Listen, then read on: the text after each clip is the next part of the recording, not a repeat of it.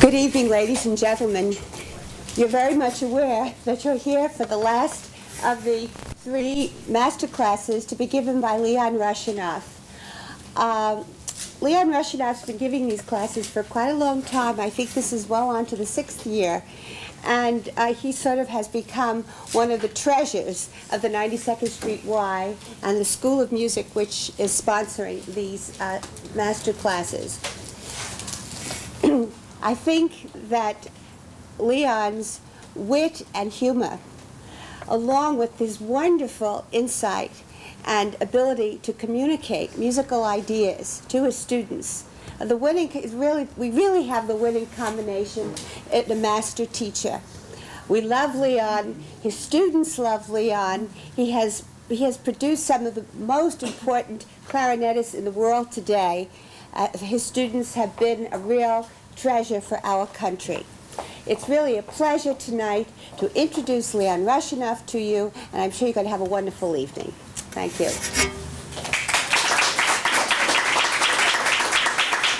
I want to welcome all of you to this grand finale of these series of classes, dubiously called master classes. I mean, those of you who have been before know that I'm not a master, and that the people who play are not slaves. It's a class where we all try to learn from each other. None of you here are here to perform. You're here to play the best you can. You're here to make the kind of mistakes or the kind of, give me the kind of considerations that would help me jump in and point up factors that would be helpful, not only to you, the player, but to everybody in the audience. And so without wasting too much more time, we have a heavy program tonight. Okay? Don't be afraid. Miss like I do, rather than be careful.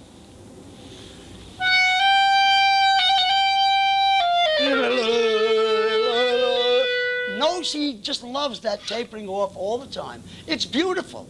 It's gorgeous, but it's not appropriate here. Can you play the very last beat? No, that's, you were right. Last measure. The last measure, right. Now so.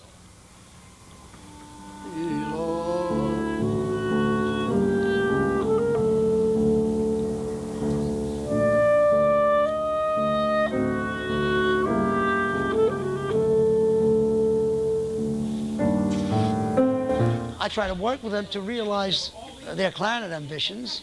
And in doing that, we work on standard things, skills, and things like that. Right. And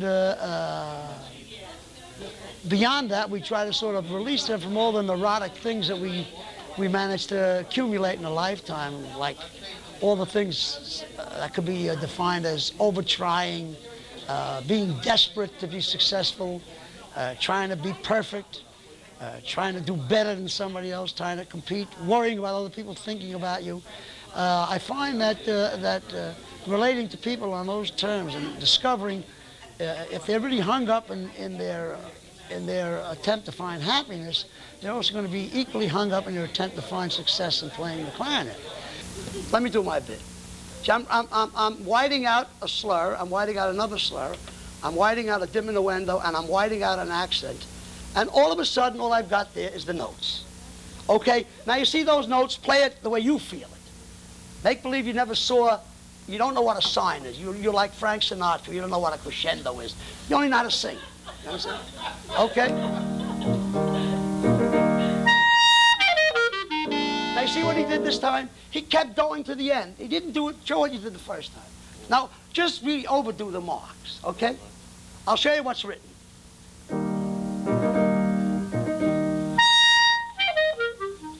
No, you didn't. There was an accent. That's right. Okay. Now you play it. Where is your objective? You start to see, where do you want to get to? To the E. Okay, get to the E.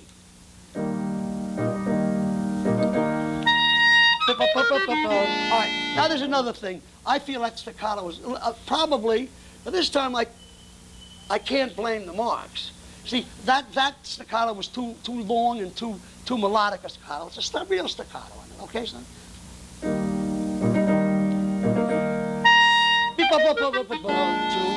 Don't be lazy.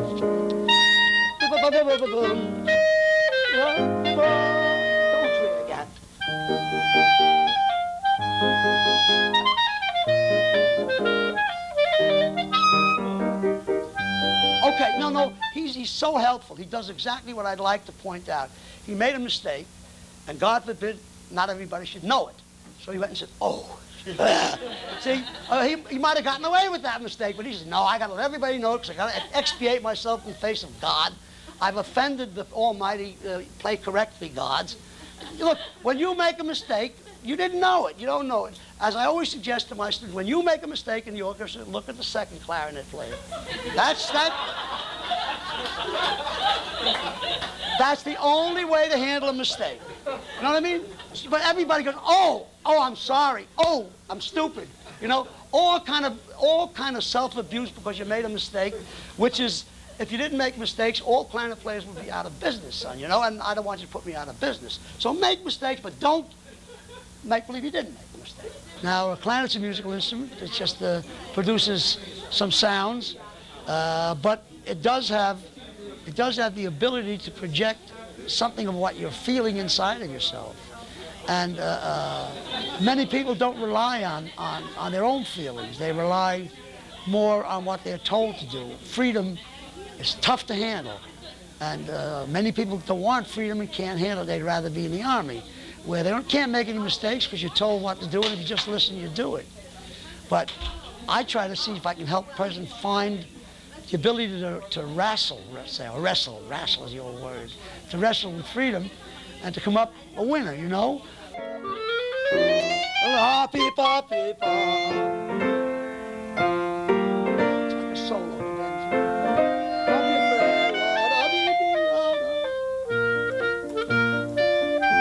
Okay, now this becomes a question of changing all the articulation. You know, again, if I take all the dots out, it's very hard to take out dots when it's between a note and a slow. You have to be very accurate. Otherwise, you take out everything. Okay, wow. Hey, good. All right, try. Here we go. At letter H? Yes. And. Go. See, here, dee-dee-um, loses the lightness. Dee-dee-um, is a dee-dee-um, ba-dum. Dee-dee-um, ba-dum. 1, 2.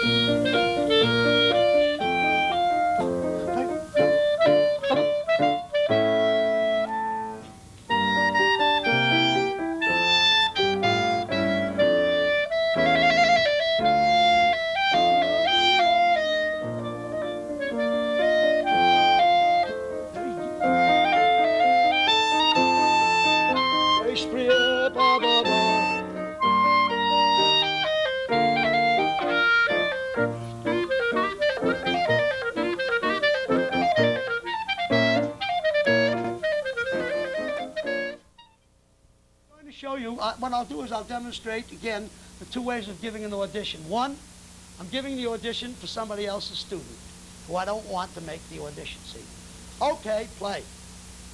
Now I'll show you my student. Hi, Ed. How have you been? Okay. We'll start over here. 1. This doesn't work. It'll work with you. Here we go.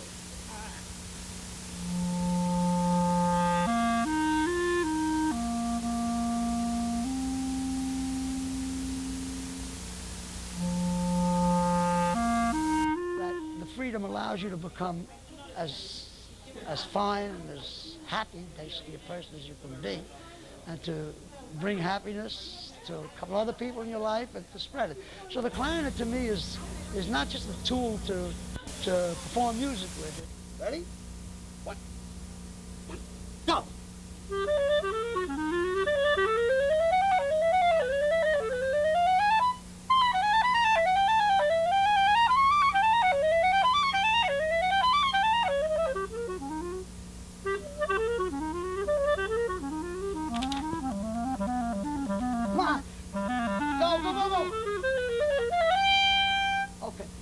This is an example of, do you mind if I insult you? No, go ahead. What do I do with this lady who insists on being self-conscious? Okay, you mind if I ask that? I'm not making it less self-conscious, of course. Okay, see what I did? I says, play, and she played the ass off. Let's go. Come on. Come on, start again. No dramatics, none of that bullshit. Come on. I don't give a crap. Play. Come on. Okay. Please say it. Well, I'm not ready to play this. What do you mean you're not ready to play it? Is she ready to play it? No. Who says she's not ready to play it? All right, you're in a... No, it isn't. Well, who has to be ready anyhow? You're not performing at Carnegie Hall. You're not performing. You're playing in front of a group of enemies, you know, who are all anxious to see you flop out. You know what I mean? What the hell do you care? I mean, I've been fighting this battle for how many years now? And we you know, all of a sudden, Mr. one of the deans of schools, I didn't know she could play.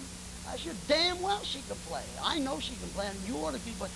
Anyhow, I'm really glad that we had this little scene here, because it's one of the reasons I come home breathless sometimes, you know. And she is one of my most delightful people. She thrills me sometimes when she plays. She thrills everybody when she plays. She cannot satisfy herself. She has a disease called perfection, in my opinion. I think that disease is, you cannot play unless you're perfect. Otherwise, she's not ready. What do you mean by you're not ready? You got a horn, you got a reed, you got a mouthpiece, you got an audience, and you got a clarinet, and you got the music. You're ready. Now, I'm a guy who's telling you, who spent his whole life not being ready. I'm telling you the truth, not being ready. And now I learned from again, my famous wife, I learned that you got to be ready for anything. She calls me, as a matter of fact, as a husband, she calls me ever ready. See?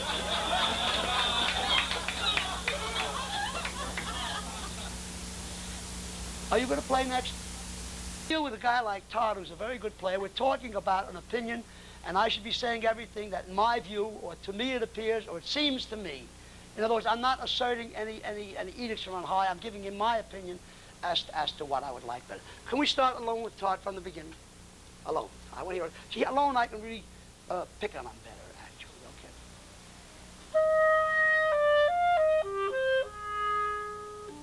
Okay. Okay. Now, see, my first complaint is the diminuendo is good. It's too much. You see, it sounded like the resolution to the E, which is really important, it was almost gone. That's my thing. Just a little more sound on the E.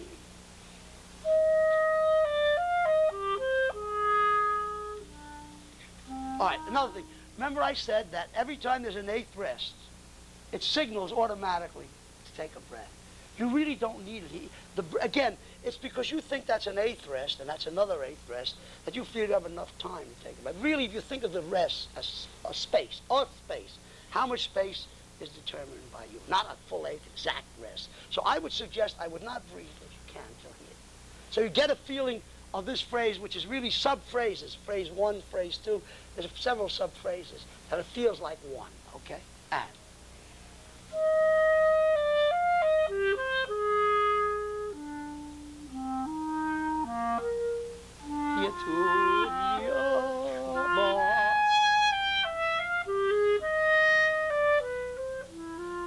Again, now that's again a question of taste. See, I feel you're diminuendo at a point where we're moving ahead. Try from the F. Now see, again, you know what you do with that, Todd? So that this can be sort of, if it is helpful, you know, remember that anything I say, you can reject. You're responsible for your own playing, not me. I'm just making a suggestion on first meeting. I want you to know how nebulous it is, really. But I would sustain that line all the way there. Don't drop it down from F.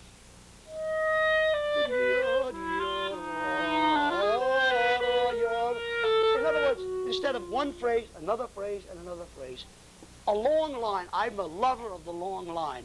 I don't like to talk in short phrases, taking a breath between every minor thought, every ridiculous comment that I might have to make. I'd rather speak in a long, protracted phrase and bring my point clearly out and emphasize the important parts of what I have to say if I can discover any. Okay? So let's try to keep the phrase really long, okay? And here we go.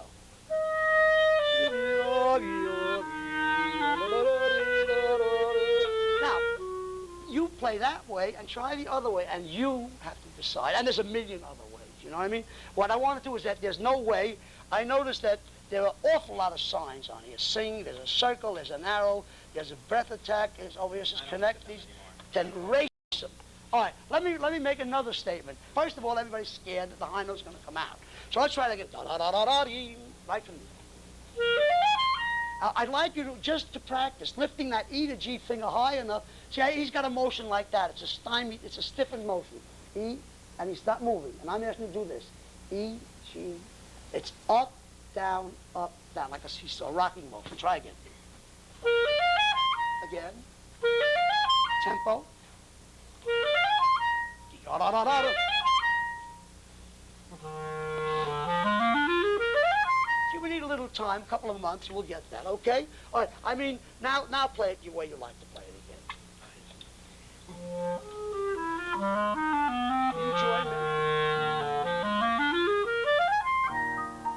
He's got a absolute okay, I was going to say there's something inside of you that wants to play it that way. Or it's so ingrained that it's habitual.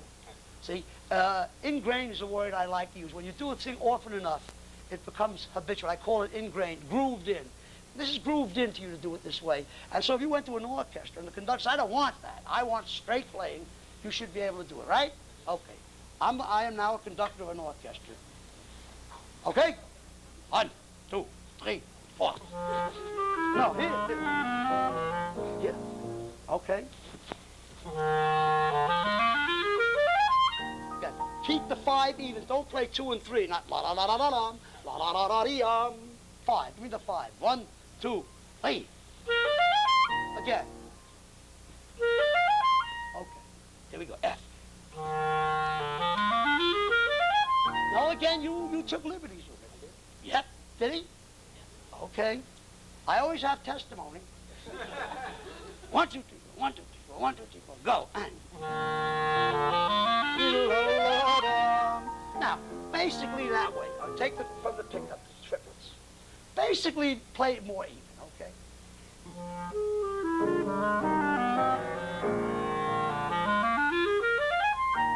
And again, don't even, that was much better. It was much, I think it was much better. I mean, I noticed some signs of approval, some going like that. The other way, if it worked, might be good. Okay, let's go on now. Work is part of the game, and work should be a game, actually, and work should be fun. And I found out for myself that working without hysteria and working without grim overtrying and working without desperation and without tremendous goals hanging in front of you like a carrot is a lot of fun. And the more fun you have, the more you're going to get out of life. I guess that would sort of sum up a basic philosophy of what I feel about teaching the clarinet. Beyond that, it is an art, beauty. The instrument itself is a wonderful means of expressing a lot of moods, a lot of emotions, a lot of skills. What we heard tonight with Eddie Daniels playing was that there is no limit to what you can say with an instrument if you are able to respond to its drive and its implications. So, you know, music is just part of the game. I'm more interested in happy people and mediocre players than mediocre people and great players. Now, see, here's a young